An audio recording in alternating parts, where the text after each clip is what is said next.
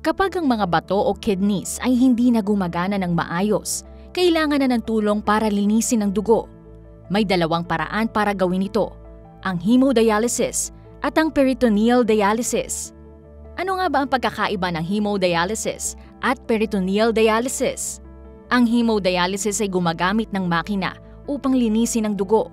Ang dugo ay inilalabas mula sa katawan papunta sa makina na nag-aalis ng dumi. Kapag nalinis na ng makina ang dugo, ay ibinabalik ito sa katawan.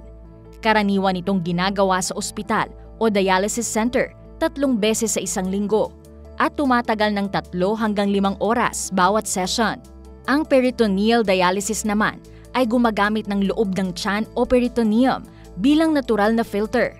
Ang espesyal na likido ay inilalagay sa tiyan sa pamamagitan ng maliit na tubo. Ang likido ay sumisipsip ng dumi mula sa dugo at pagkatapos ng ilang oras, ito ay ilalabas mula sa katawan kasama ang mga dumi.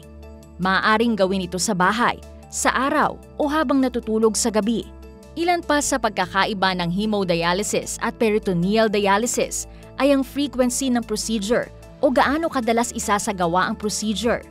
Ang hemodialysis ay 3 beses sa isang linggo at kada session ay tumatagal ng 3 hanggang 5 oras. Samantalang ang peritoneal dialysis ay ginagawa araw-araw. Kada session ay tumatagal ng 4 hanggang 6 na oras o maaaring gawin habang natutulog gamit ang automated peritoneal dialysis.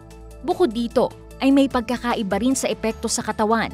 Sa hemodialysis, maaaring makaranas ng pagkapagod, pananakit ng ulo at manghihina ang pasyente pagkatapos ng session dahil sa mabilisang paglilinis ng dugo. Samantalang sa peritoneal dialysis, hindi ito gaanong nakakapagod dahil mas dahan-dahan ang proseso, ngunit maaaring makaranas ng pamamaga ng tiyan o impeksyon sa catheter site. May pagkakaiba rin sa pakiramdam ng pasyente habang isinasagawa ang proseso. Sa hemodialysis, maaaring makaramdam ng kaunting kirot sa pagsaksak ng karayom sa ugat at may posibilidad ng pamamanhid o pulikat habang tumatakbo ang makina. Samantalang sa peritoneal dialysis, karaniwang walang sakit ang mismong proseso pero maaaring magkaroon ng kaunting hindi komportableng pakiramdam sa tiyan habang puno ito ng dialysis fluid.